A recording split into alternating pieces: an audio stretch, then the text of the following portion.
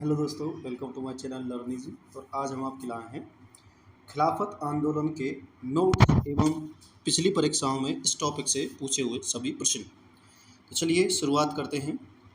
देखिए, खिलाफत आंदोलन को प्रारंभ करने के लिए जो गठित खिलाफत कमेटी थी, उसके जो अध्यक्ष थे वो थे शौकत अली और मोहम्मद अली, अबुल कलाम आज़ाद, हकीम अजमल खान, हसरत मोहनी तथा डॉक्टर अंसारी शामिल थे। लेकिन जो खिलाफत आंदोलन को प्रारंभ करने का जो मुख्यतः श्रेय है वो अली बंदों को जाता है, जो कि शौकत अली और मोहम्मद अली को जाता है। अब ये चलाया क्यों गया था, तो ये भारत के मुसलमानों ने जो है तुर्की के जो सुल्तान को इस्लामी राज्य का साम्राज्य का खलीफा मानते थे। तुर्की का जो सुल्तान था उसे खलीफा माना जाता था। लेकिन जो है प्रथम विश्व युद्ध के बाद जो तुर्की जो है मित्र राष्ट्रों के विरुद्ध लड़ा था, इसलिए ब्रिटिश जो उस समय के राजनीतिज्ञ थे उन्होंने भारतीय मुसलमानों को ये वचन दिया था कि वे तुर्की को किसी प्रकार से समाप्त नहीं होने देंगे। लेकिन युद्ध होने के बाद जो होता क्या है कि ब्रिटिशर अपनी बात से हट जाते हैं और वो तुर्की साम्राज्य का विघटन कर देते हैं और भारतीय मुसलमान ब्रिटिश साम्राज्य से नफरत करने लगते हैं और उन्होंने तुर्की के ओटोमन साम्राज्य की रक्षा के लिए खलीफा को बनाए रखने के लिए आंदोलन प्रारंभ किया। तो वो क्या करते हैं कि जिससे कि वो साम्राज्य बना रहे, टर्की बिलाल में जो टर्की है यानी कि तुर्की बना रहे और खलीफा का पद भी बना रहे, इसके लिए वो क्या करते हैं, वो एक ब्रिटिश गवर्नमेंट, तत्कालीन ब्रिटिश गवर्नमेंट के जो समय ब्रिटिश गवर्नमेंट थी उसके विरुद्ध जो है आंदोलन खड़ा कर देते हैं और उस आंदोलन को कहते हैं खिलाफत आंदोलन। और ये खिलाफत आंदोलन जब अधिक जोर पकड़ लेता है जब इसमें गांधी जी शामिल हो जाते हैं। अंग्रेजों ने जो है तुर्की का विभाजन करने के विरुद्ध खिलाफत आंदोलन प्रारंभ हुआ था। दिल्ली में 23 से 24 नवंबर 1919 को खिलाफत कमेटी के सम्मेलन में 24 नवंबर को महात्मा गांधी की अध्यक्षता प्रदान की गई। तो देखिए, खिलाफत कमेटी की एक बैठक होती दिल्ली में 23 से 24 नवंबर को और जिसकी अध्यक्षता 24 नवंबर को महात्मा गांधी करते हैं। और दिसंबर 1919 में भारतीय राष्ट्रीय कांग्रेस के अमृतसर अधिवेशन से खिलाफत आंदोलन को और अधिक बढ़ावा मिला। गांधी जी ने इसे हिंदू मुस्लिम एकता के ऐसे स्वर्णिम अवसर के रूप में देखा जो आगे 100 वर्षों में भी प्राप्त नहीं हो सकता। उन्होंने अंग्रेजों के विरुद्ध आंदोलन में मुसलमानों का सहयोग प्राप्त करने के लिए खिलाफत आंदोलन का समर्थन किया और हकीम अजमल खान ने खिलाफत आंदोलन के दौरान हाजिक उल मुल्क की पदवी त्याग दी। जो ये बहुत इंपॉर्टेंट क्वेश्चन है कि खिलाफत आंदोलन के दौरान हाजिक उल मुल्क की पदवी किसने त्याग की थी, तो ये की थी हकीम अजमल खान ने। यह पदवी ब्रिटिश सरकार द्वारा 1908 में उन्हें प्रदान की गई थी। और मोहम्मद अली जिन्ना खिलाफत आंदोलन देश की स्वतंत्रता के आंदोलन से जोड़ने में विरोधी थे।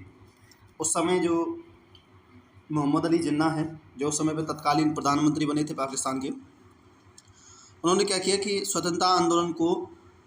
स्वतंत्रता को जो ये खिलाफत आंदोलन था इसको स्वतंत्रता आंदोलन से अलग रखने की बात की थी। ये विरोधी थे। उन्होंने गांधी जी से राजनीति को धर्म में लाने की सलाह भी नहीं दी थी और उन्होंने गांधी जी की भागीदारी के विरुद्ध जो लोगों को सावधान भी किया था वे मुस्लिम धार्मिक नेताओं एवं अनुयायियों के कट्टरपन को प्रोत्साहित न करें। अब देखिए होता क्या है कि सितंबर 1920 में कलकत्ता में हुए कांग्रेस के अधिवेशन का प्रमुख मुद्दा जलियांवाला बाग कांड और खिलाफत आंदोलन था। तो सितंबर 1920 में कलकत्ता में जो अधिवेशन होता है कांग्रेस का, उसका प्रमुख मुद्दा एक जलियांवाला बाग हत्याकांड जो कि 1919 में हुआ था और खिलाफत आंदोलन था। और खिलाफत आंदोलन में मदन मोहन मालवीय सम्मिलित नहीं हुए थे। उन्होंने इस आंदोलन में कांग्रेस की भागीदारी का भी विरोध किया था कि भाई कांग्रेस, मदन मोहन मालवीय खिलाफत आंदोलन में शामिल नहीं हुए थे। वो नहीं चाहते थे कि मुस्लिमों को किसी भी एक अपने प्रोपेगेंडा के लिए जो है पूरी कांग्रेस का इस्तेमाल हो, तो वो नहीं चाहते थे और इस आंदोलन की भागीदारी में कांग्रेस का विरोध किया था तथा सितंबर 1919 में अखिल भारतीय खिलाफत कमेटी का गठन किया गया था 1919 में। तो देखिए, ये हमारे कुछ नोट्स थे। हमारे जो मोस्टली प्रश्न है वो यहीं से बन जाएंगे। अब प्रश्न की तरफ चलते हैं, जो कि प्रश्न हमारे पहले परीक्षाओं में पूछे जा चुके हैं। देखिए, पहला प्रश्न संख्या है हमारा, ये यूपी 2 और सबऑर्डिनेट में पूछा गया है कि निम्नलिखित में से खिलाफत आंदोलन का प्रारंभ किसने किया था। तो देखिए खिलाफत आंदोलन को जो प्रारंभ है वो अली बंधुओं ने किया था, यानी कि शौकत अली और मोहम्मद अली ने। तो ऑप्शन ए इसका राइट आंसर हो जाएगा।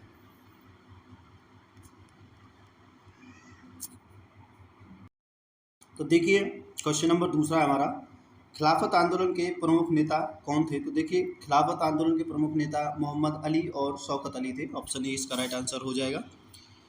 क्वेश्चन नंबर 3 है हमारे पास, आंदोलन के उद्देश्य प्राप्त करने हैं, हमको आंदोलन के उद्देश्य बताने हैं। देखिए खिलाफत आंदोलन का मुख्य उद्देश्य निम्नलिखित में से कौन सा था। तो मुख्य उद्देश्य था, देखिए भारत में मुसलमानों में ब्रिटिश विरोधी भावना उत्पन्न करना।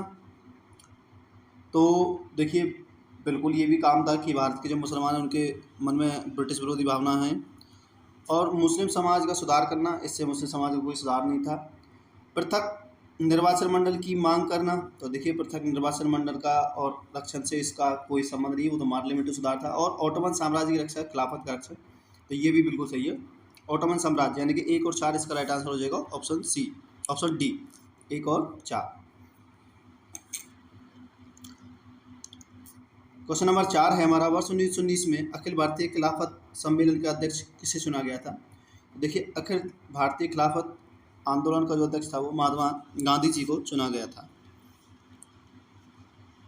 नेक्स्ट क्वेश्चन है, महात्मा गांधी ने खिलाफत आंदोलन का समर्थन क्यों किया था। तो देखिए वो ये सोचते थे कि अगर हम खिलाफत आंदोलन में वो मुसलमानों को सहयोग करेंगे तो मुसलमान भी उनका सहयोग करेंगे। तो गांधी जी ने अंग्रेजों के खिलाफ अपने आंदोलन में भारतीय मुसलमानों का सहयोग प्राप्त करना चाहते थे। ऑप्शन 20 का राइट आंसर हो जाएगा।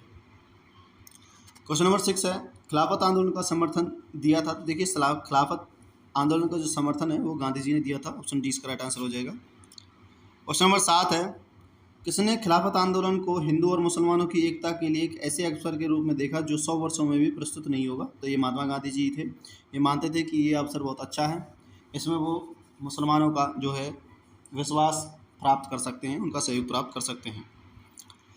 क्वेश्चन नंबर 8 है, निम्नलिखित में से किस एक ने खिलाफत आंदोलन के दौरान हाजिक उल मुल्क की पदवी त्याग कर दी थी। देखिए यूपीपीसीएस मेंस में पूछा गया है।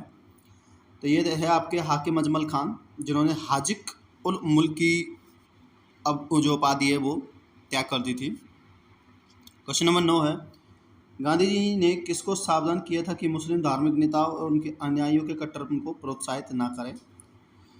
तो ये किया था उनको मोहम्मद अली जिन्ना ने, और ये खिलाफत आंदोलन को जो है राष्ट्रीय आंदोलन से दूर रखने की हिदायत भी इन्होंने दी थी।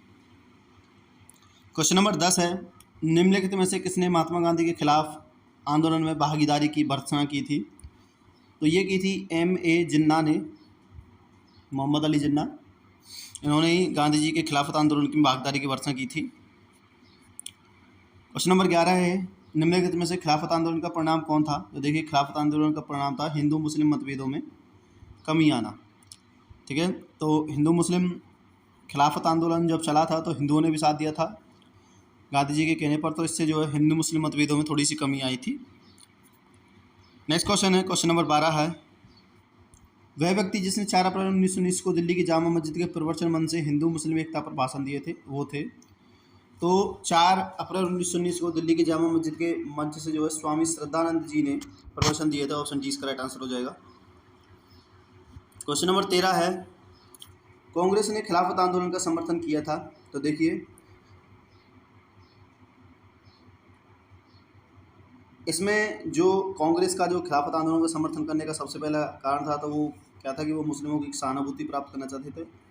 तो ये 3 हो जाएगा, और ये चौथा भी इसका एक आंसर हो सकता है।